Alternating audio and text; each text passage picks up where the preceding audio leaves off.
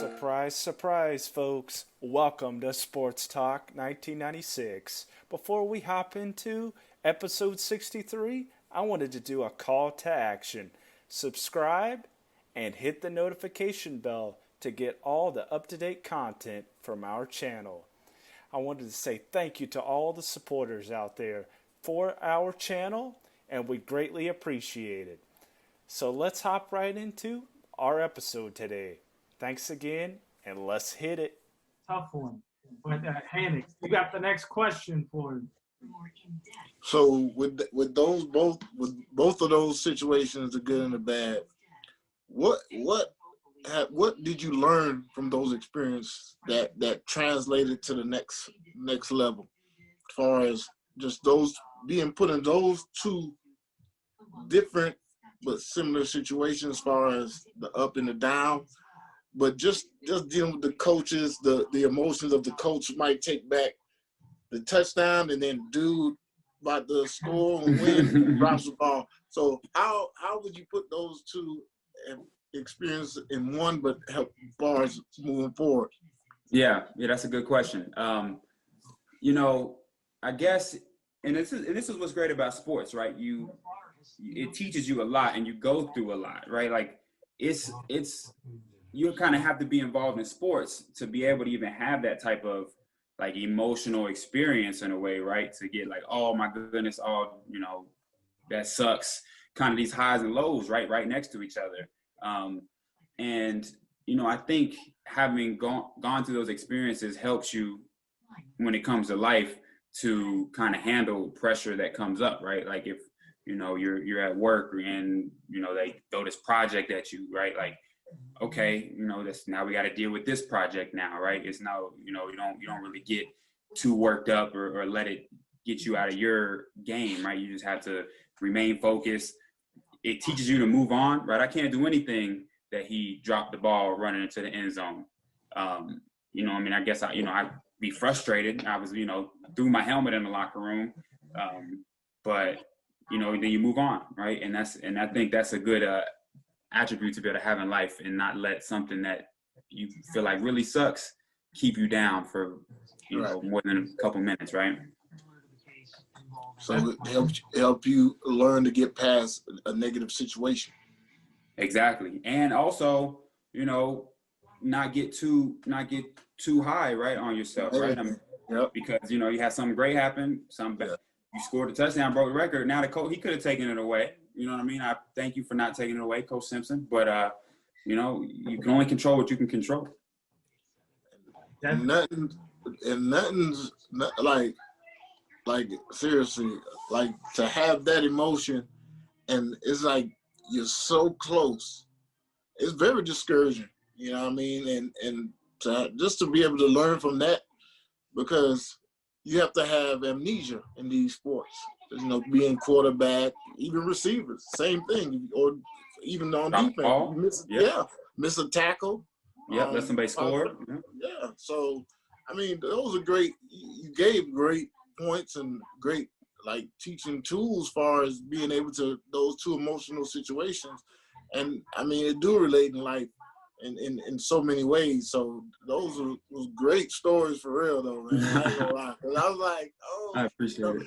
I thought you was gonna say they called a penalty on you, and they called back the touchdown. No. I'm like, because I'm like, I feel you. But that right there, yeah, that was good. I appreciate it. So, yeah, man. Mr. Great Simmons, question. The transition to the NFL, the slow start with the New England Patriots, those situations in college, that helped you stay motivated to fight for the spot on the Patriots? Are you saying those situations that I kind of talked about? Yeah. Yeah, they didn't really, I actually was, I don't want to say a slow learner, but I didn't learn important lessons until it was really too late for my professional career. And it happened really quickly for me. But, it just, my NFL experience was, maybe somewhat unique. Obviously a lot of guys, a lot of free agents, in and out, bounce off teams. But no, I mean, just for an example, like something that's like a objective measure, in my opinion, right? I broke the record in my conference for receiving touchdowns. Obviously was first team all conference. My team, beat every team except for the worst team in the conference. We lost to another team. But still, after that, and after leading in all categories, otherwise, I had to watch 3 other receivers from my conference get picked up on teams right after the draft as priority free agents, and all 3 of them get combine invites. Well, I didn't, right? So, it kind of put a chip on my shoulder, like, what's, this, I don't know what we got going on here. This is kind of strange. Perform well on pro day, right? Anything that, they maybe could have tried to say about me, I kind of put it to rest on pro day. And still didn't get picked up, right? So, I mean, I kind of had a chip on my shoulder, right? Like, as for, after the draft, I'm like, all right, I know I'm going to have at least a priority free agent contract, like, at least, just thinking like, okay, it just makes sense, right? We can look at the numbers, we can say this. So I'll be in a priority free agent contract. Didn't get one. The Falcons called me and offered me a contract, or not a contract, but like a tryout, right? Like during the rookie mini camp, go there, try out. And I'm hurt. Like, and I know you probably remember the NFL draft, and it's like, obviously it's a tough 2-3 days, right? Like, definitely very stressful. Very stressful. And did you get picked up right after as a priority free agent? No, I got drafted. Okay, that's right. Sixth round.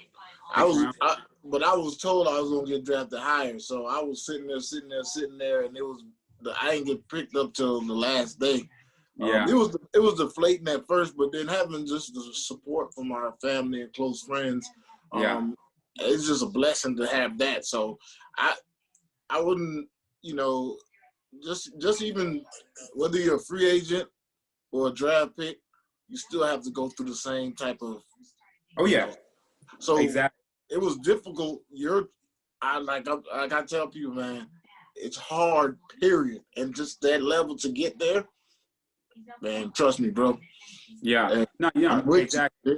Yeah. Oh, and I mean, in my, in my older age now and having experienced that, right, I certainly understand that. I mean, it still can be tough for me to accept. Like, it still doesn't make sense, right? Right. If I'm supposed to get drafted in the 4th round, I get drafted in the 6th round. Like, damn, I'm I should have been drafted higher, but I'm drafted. I'm signed, right? So even, these other guys get picked up. I didn't get picked up. I got a free agent tryout with the Falcons, went down there. But see, like, that same day, the local news came out to my house, right? I'm hurt. I'm like, bro, this is some BS. Like, I mean, I'm looking at 35 receivers that just signed contracts, and I got better statistics than most of them, right? So, so the news is interviewing me like about this great opportunity, and I'm hurt. But that's okay. Like I said, it's all right. I'll go in there, prove myself. In any way, went there, did well. Eventually, Patriots picked me up the day before their training camp, and again, I learned this. This really taught me this, and I think it really benefited my life. Right? I was comparing myself to the other receivers, and thinking that there was like some strict objective measure. So, the fact that, yes, I maybe messed up on this play, but I also made these spectacular catches, right? I'm winning, right? As opposed to saying, what I have to do everything in my power to make sure I am ready to go at all times.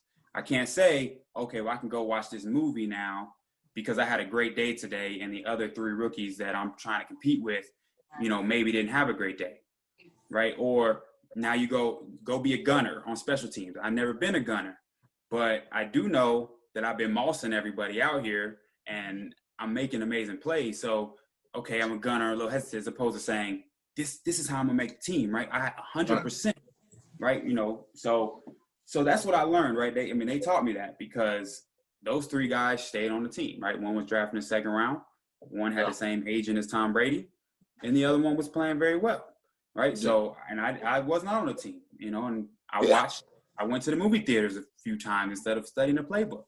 Not that I wasn't studying, but it teaches you that again, I've mentioned it already, you can only control what you can control.